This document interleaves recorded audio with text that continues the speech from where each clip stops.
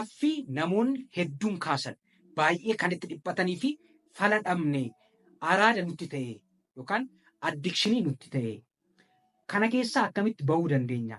Miidhaansaa immoo maayinni? Miidhaan nurra geessisuu danda'u maayinni jedhanii gaaffii kana keessaan waan na gaafatanii fi har'a deebiin kunooti. Innis maayinni maastarbeeshiniin yookaan immoo seeggaa jedhanii waamu namoonni tokko tokko yookaan fedhii ofiin ofirraa baasuu miidhaa akkamii qabaa? Akkamitti immoo keessaa bahuu dandeenya? Keessaa bahuu hin dandeenye baay'ee yaallee jedhanii namoonni gaaffii kana ni dhiyeessu jechuudha. Araada nutti ta'e jedhanii namoonni dhiyeessu jechuudha. Akkan qorannoo baay'ee irraa dubbisetti har'a isiniif nan dhiyeessa. Qorannoo baay'ee irraa kan dubbise akka isiniif ta'utti salphiseen akka isinii galuu danda'utti miidhaansaa maayinni? Miidhaan fedhii ofiin ofirraa baasu maayinni? Maal nurratti fiduu danda'a? Fiizikaal heerzii keenya irratti yookaan qaama saalaa keenya irratti haa ta'u, fiizikaal heerzii irratti haa ta'u, meentaal heerzii irratti haa ta'u, sammuu keenya irratti maal fiduu danda'a? Ispirichuwal laayifii yookaan akkaataa amantii keenya irratti maal fiduu danda'a? Selfitti istimii keenya irratti maal fiduu danda'a kan jedhu salphiseen isinitti himaa. Akkamitti keessaa bahullee akka dandeenyu haala salphaa ta'een isinitti himuuf nan yaala. Hamma dhumaatti na hordofuu hin dagatinaa. Kun Dooktar Yoon Bashaanaati. Mana keessan teessanii chaanaalii yookaan yuutuubii waa'ee fayyaa ittiin barattan odeeffannoo fayyaa ittiin argattan waan ta'eef sabiskiraayib gochuu hin dagatinaa. Sheer gaaffii yoo qabaattan immoo koomentii gochuu hin dagatinaa. Laayikis hin irraanfatinaa isiniin jedhaa. Gara barnoota keenyaattan darbaa jechuudha.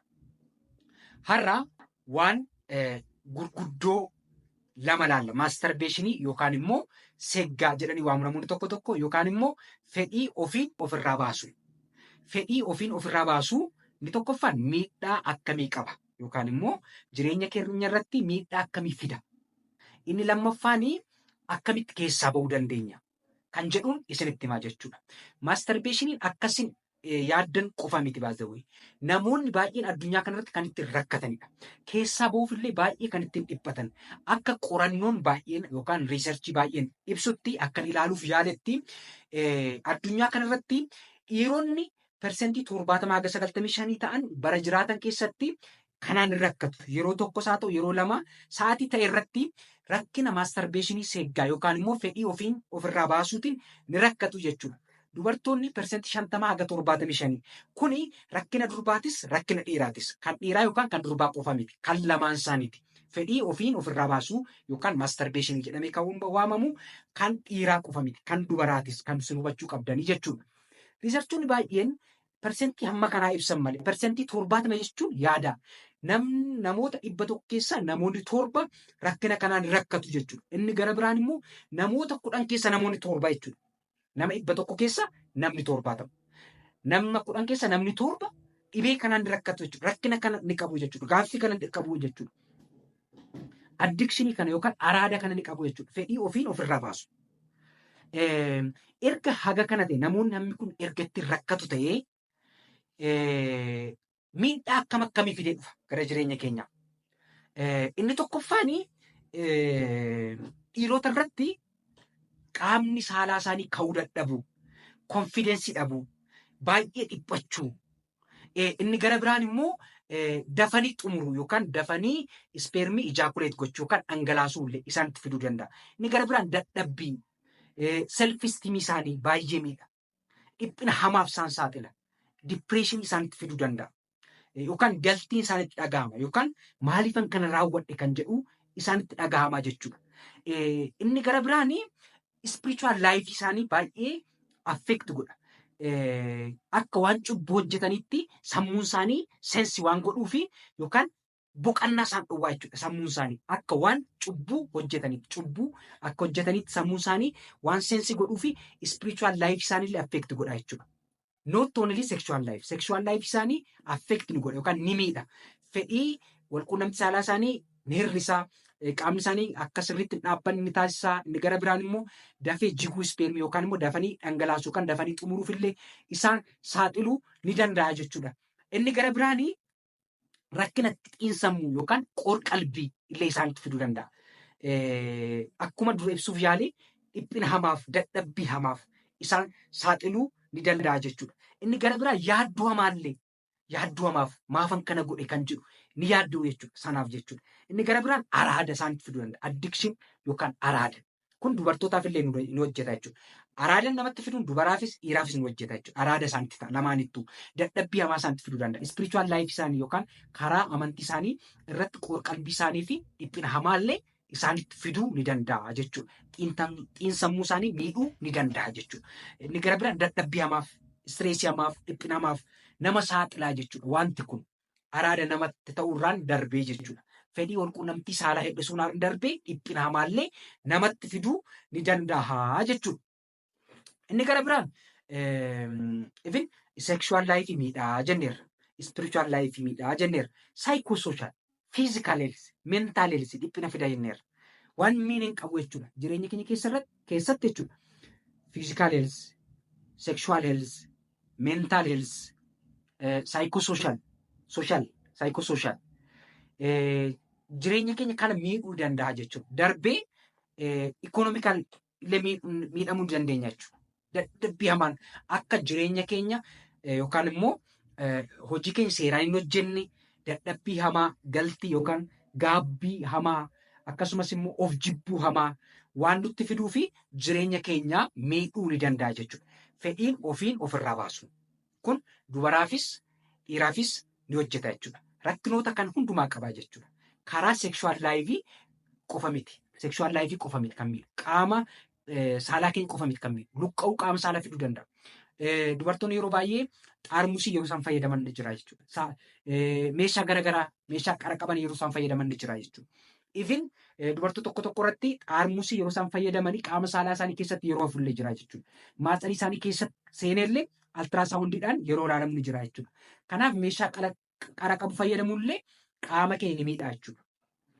Dhiirotaafis akkasuma jechuudha. Waan gogaa fayyadamna taanaan qaama saalaa keenya miidhuurra darbee hamma sammuu keenya irratti rakkina hamaa dhiphina hamaa fidutti ni geessaa jechuudha. Maaltu fedhii ofiin ofirraa baasu yookaan masturbation yookaan seggaa jedhanii yeroo namoonni waaman jira jechuudha. Inni gara biraanii erga rakkina hamma kan nurra geessa ta'e erga araada nutti ta'e karaa kam keessaa bahuu dandeenya kan jedhuun isinitti hima jechuudha. Inni tokkoffaani understand tigers. Kana jechuun wantoota sanaaf nu kakaasan fedhii masturbationii yookaan fedhii ofiin ofirraa baasuuf nu saaxilan yookaan immoo nu kakaasanii avoid gochuu ofirraa balleessu inni jalqaba jechuudha. Yeroo baay'ee fedhiin ofirraa baasuu fi poornoogiraafiin walitti dhufeenya qabu jechuudha. Namoonni poornoogiraafii ilaalan yookaan immoo walquunnamtii saalaa viidiyoo ilaalanii wanta kanaaf ni saaxilamu jechuudha. Fedhii ofiin ofirraa baasuuf ni saaxilamu jechuudha. Kanaaf as much as possible poornoogiraafii avoid gochuu qabdu. Dhiisuu qabdu jechuudha. Kat gochuu qabdu. Gonkumaa ilaaluun qabdan poornoogiraafii jechuudha. Maaliif fedhii keessan sirriitti kaasaa yeroo sana fedhiin ofiin ofirraa baasuu ni dhufaa jechuudha. Wanta isinitti kaasu. Haasaa haa ta'u, viidiyoo ilaaluu haa ta'u, qoosaan taane haa ta'u, wanta fedhii keessan isinitti kaasu yookaan fedhii ofiin ofirraa baasu isinitti kaasu isin beektu. Yeroo kam fedhiin ofiin ofirraa baasu isin akkasitti dhufu beektu. Isa sana avoid gochuudha. Dhiisuudha jechuudha. Kat gochuudha. Kutuudha. Inni gara biraanii maal gochuudha? Yeroo biizii ta'uudha jechuudha. Saatii ofiin ofirraa baasuu sana yoo addikshinii ta'e araada nutti ta'eera ta'e saatii sana biizii of gochuudha. Waan biraatiin riiplees gochuudha jechuudha. Yookiin taphachuutiin namoota biraa faana nama gaafachuutiin haa ta'u, nama faana haasa'uutiin haa ta'u, hojii biraan riiplees gochuudha jechuudha.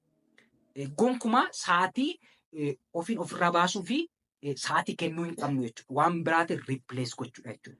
Kadhachuutiin haa ta'u namoonni amantan immoo amantii keessaniitiin kadhachuu qabdu jechuudha. Wanti kun akka isinirraa cituuf akka isinirraa dhaabbatuu fi yeroo ofiin ofirraa baastan sanatti gara waaqayyootti kadhachuu qabdu jechuudha.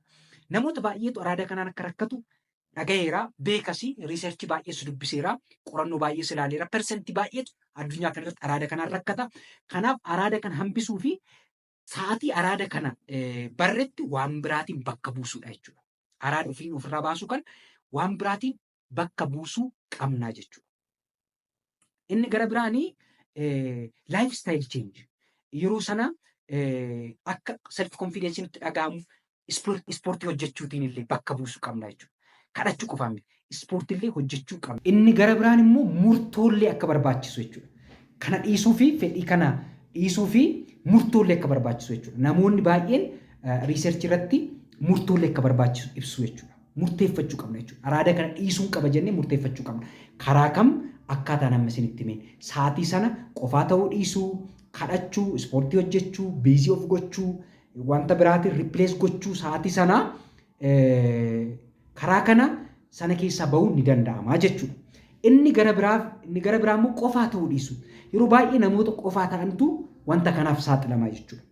Kanaaf amma danda'ametti sa'aatii sana qofaa ta'uu dhiisuu, namoota faana haasa'u, namoota faana rileeshinii qabaachuun illee gaariidha jechuudha. Isa kana caala hundumaa immoo gara amantanitti illee Waaqayyoon kadhachuunis baay'ee gaariidha jechuudha. Waan dhaggeeffattaniif galatoomaa. Lafa nagaa oolaa, lafa nagaa bulaa.